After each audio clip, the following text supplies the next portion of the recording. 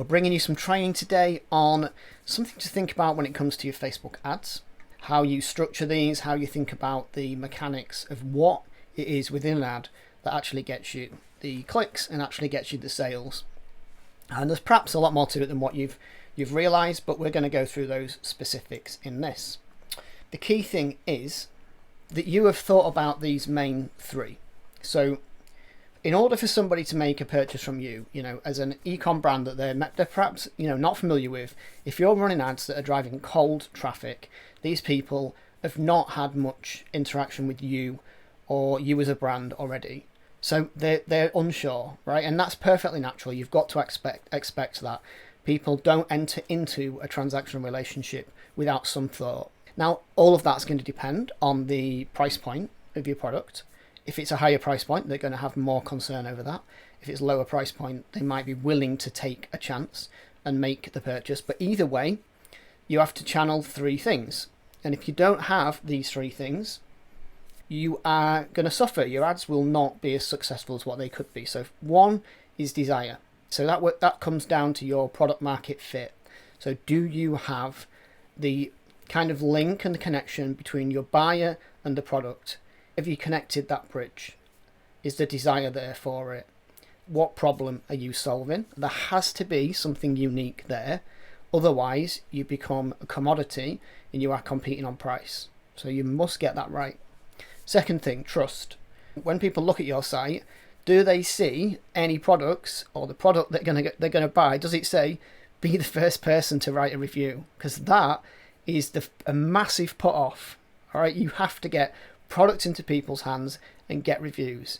That's a massive drive that you need to put in place if you've not yet done that. So that trust element comes from what they see. Have you got reviews? What are people saying about the product? They might then check out other more info pages, such as About page or your FAQ page, because they're checking out your brand. They want to know whether they can trust you.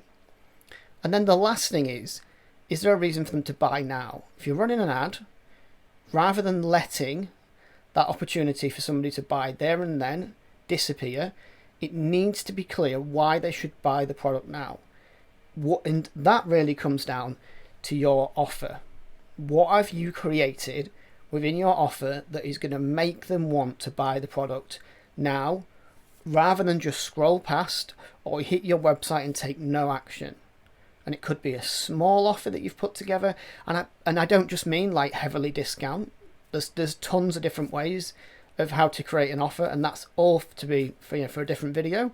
But there needs to be some element of why they should take action right now. We're not running ads for brand awareness. We haven't got the pockets to be able to do that. You need to be able to get them to take action, a direct response now. And then you need to think about these things here. It's the reasons why people buy are so important, because what you've got is people behave either rationally or irrationally, and it depending on your product is how they're going to think and how they're going to behave. But the rational brain thinks they need the product. It's not necessarily fun, it's practical, but they still want to feel good buying it. The irrational side is they don't really need it, but they really want it. And they need to make it logical afterwards. They need to be excited and they need to elicit a response from them. So really think, where does your product fit into this?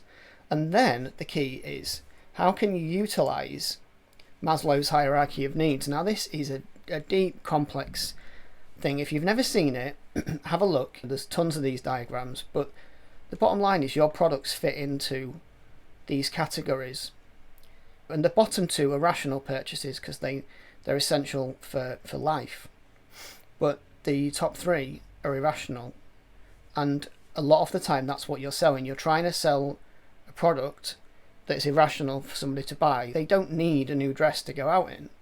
They don't need to purchase a new laptop, perhaps, unless it's for a business expense. You've got to create a desire and a connection that makes that irrational purchase seem logical. And again, that comes back to the quality of the offer as well, because if there's not a strong reason for them to buy right now, they'll be put off. They won't do it. Too much choice. Choice creates inaction. So I hope that's helped. It's been a short training, but it helps you understand where you feel that you need to fit in with your marketing. We've had some great results recently, and just to pick out 3, we've had Louise, who's hitting consistent 12k months now. She's gone from inconsistent 1, 2, 3k a month up to 12k consistently. We've got Scarlett, who has generated 30% additional revenue off the back of a successful ad campaign that's very profitable. It's not just revenue as a vanity metric, it's actually profitable. And then it was great to hear from Steve. Steve's just generated $4,000 in extra revenue through their Shopify site last week alone. So great job, great results. Pop a comment below if you want to have some sort of quick strategy call. It's just 15 minutes for us to talk over where you're at with your brand and to see how we might be able to help you and give you some ideas to go forward. And also, if you want to pop a comment below, I've created a sheet on how to analyze the ad structure that you need to be putting in place and some important questions that you need to ask yourself before you produce an ad. So we've got an example here. Pop a comment below if you want this sheet. It really helps you think through your buyer's mind and what your buyer's doing and your buyer's thinking. Okay, great. Have a good week, guys, and I'll be back later on in the week with some more training.